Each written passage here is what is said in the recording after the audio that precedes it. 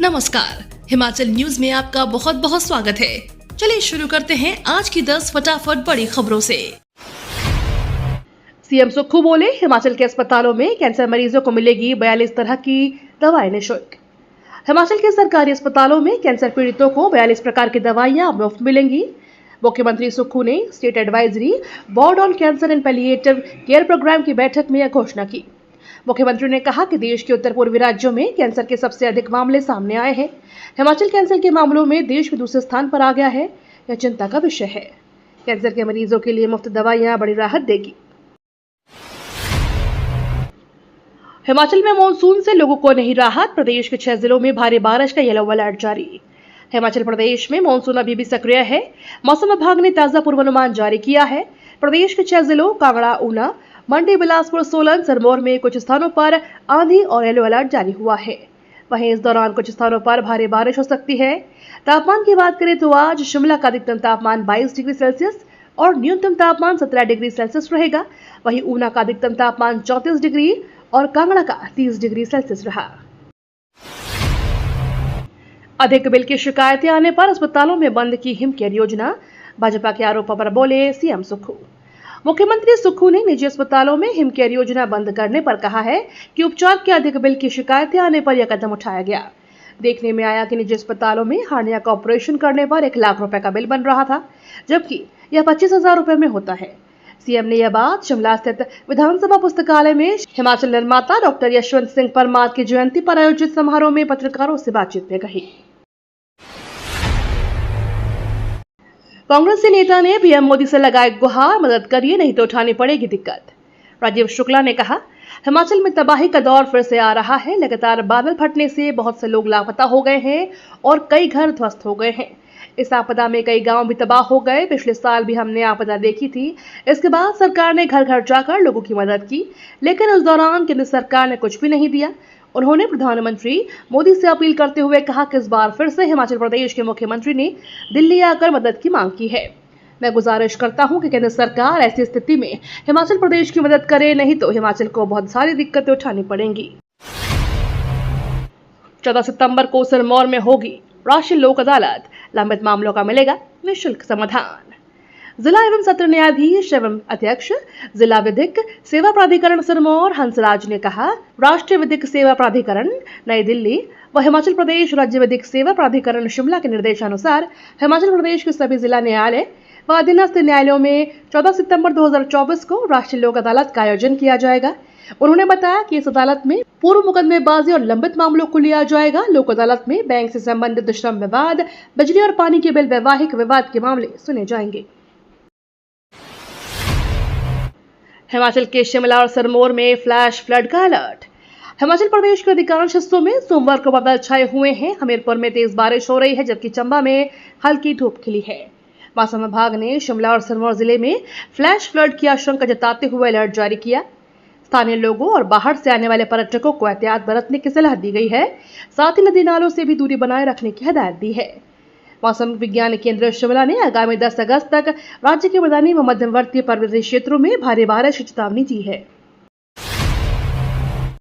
CM Sukhu बोले, चंबा में बनेगा पहला ग्रीन हाइड्रोजन आधारित मोबिलिटी स्टेशन। मुख्यमंत्री सुखविंदर सिंह सुक्खू ने सोमवार को शिमला से वर्चुअल माध्यम से अंतर्राष्ट्रीय मिंजर मेले के समापन समारोह की अध्यक्षता की। उन्होंने इस मौके पर 120 करोड़ रुपए की लागत की विकासात्मक परियोजनाओं के लोकार्पण और शिलान्यास किए। इस अवसर पर राज्य विधानसभा अध्यक्ष कुलदीप सिंह पठानिया और पूर्व विधायक हरभजन सिंह भज्जी भी मुख्यमंत्री के साथ उपस्थित रहे। विक्रमादित्य बोले, बाढ़ प्रभावित क्षेत्रों में सड़कों पुलों के निर्माण के लिए 20 करोड़ जारी। लोक निर्माण मंत्री विक्रमादित्य सिंह ने कहा, हिमाचल के कुछ इलाकों में बीते कुछ दिनों में भारी बारिश और बादल फटने से जानमाल का बहुत नुकसान हुआ है। मुख्यमंत्री ने प्रभावित क्षेत्रों में राहत एवं पुनर्वास कार्यों को जल्द पूरा करने के निर्देश दिए हैं। उन्होंने कहा कि प्रदेश सरकार की ओर से सड़कों और पुलों के निर्माण के लिए 20 करोड़ रुपए की राशि जारी की गई है। भारी बारिश और बादल फटने की घटनाओं के कारण लोक निर्माण विभाग को प्रारंभिक आकलन के अनुसार लगभग 300 करोड़ रुपए का नुकसान हुआ है। सोलर पावर प्लांट लगाने की पहल आओ पहले पाओ की शर्त हटाई। हिमाचल प्रदेश में ground mounted solar power plant लगाने के लिए बेरोजगारों के लिए स्वरोजगार की राह आसान हो गई है।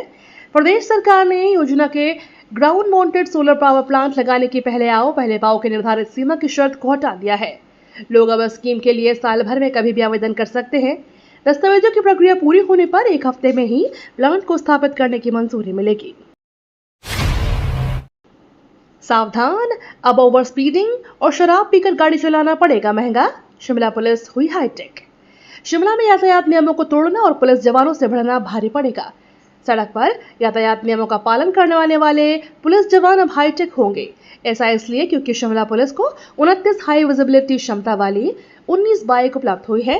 वहीं दूसरी ओर शिमला जिला में पुलिस के लिए 30 हैंडहोल्ड स्पीड गन, 10 बॉडी वॉर्न कैमरे, 18 एल्को सेंसर, 30 वाहन संचालित गति संकेतों की स्थापना, 80 विस्तार योग अवरोध, 225 reflective jacket, 115 rechargeable baton, 200 traffic cone, 70 interlocking plastic barricade और 30 सर्च लाइट उपलब्ध करवाई गई है। सीएम सुक्खू बोले, मर्ज स्कूलों के बच्चों को मिलेगी परिवहन सुविधा, शिक्षा में होगा गुणात्मक सुधार। मुख्यमंत्री सुखविंदर सिंह सुक्खू ने कहा कि सरकार अपने स्तर पर शिक्षा में गुणात्मक सुधार के लिए भी फैसले लेगी। मर्ज स्कूलों के बच्चों को परिवहन सुविधा भी देनी पड़ेगी तो देंगे, चाहे एक बच्चे के लिए 25,000 रुपए भी क्यों न खर्च करने पड़े। उन्होंने कहा कि प्रदेश में जितने भी निजी विश्वविद्यालय हैं उनकी भी रैंकिंग होनी चाहिए। उस रैंकिंग के आधार पर ही बच्चों को पता लगे कि वह जहाँ पढ़ाई का खर्चा कर रहे हैं तो भविष्य में क्या मिलेगा। राज्य सरकार इस मुद्दे पर भी काम कर रही है। रविवार को सीएम सुक्खू ने कहा कि केवल आत्मसंतुष्टि के लिए भाजपा ने स्कूल खोले हैं। हिमाचल के चंबा में स्थापित होगा पहला green hydrogen mobility station, CM Sukhu ने किया शिलान्यास। सीएम सुखविंदर सिंह सुक्खू ने सोमवार को शिमला में वर्चुअली अंतर्राष्ट्रीय मिंजर मेले के समापन समारोह की अध्यक्षता की।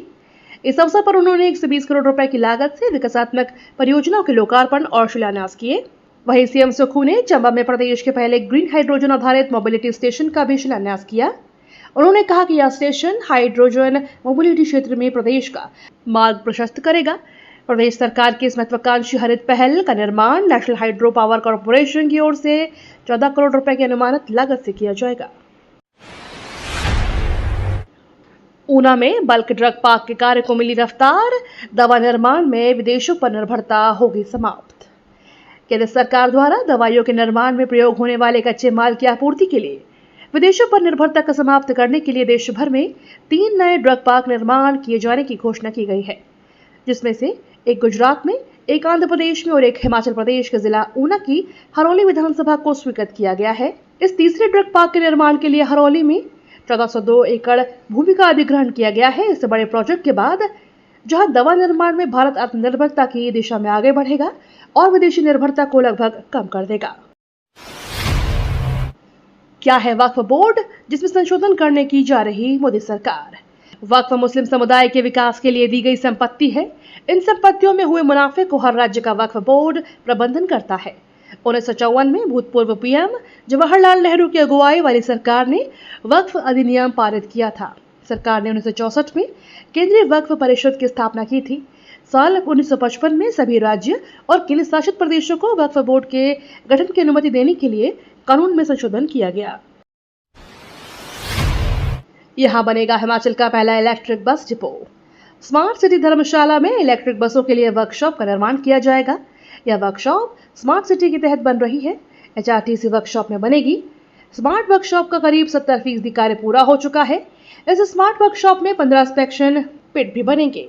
हिमाचल प्रदेश के पहले इलेक्ट्रिक बस डिपो को बनाने की शुरुआत धर्मशाला से की जा सकती है। यहाँ पर इन दिनों परिवहन निगम द्वारा स्मार्ट सिटी मिशन से अत्याधुनिक वर्कशॉप बन रही है। साथ ही नए बस टर्मिनल का काम भी शुरू हो चुका है। ये तो थी आज की 10 बड़ी खबरें। डेली खबरों से अपडेट रहने के लिए चैनल को सब्सक्राइब करना बिल्कुल ना भूलें।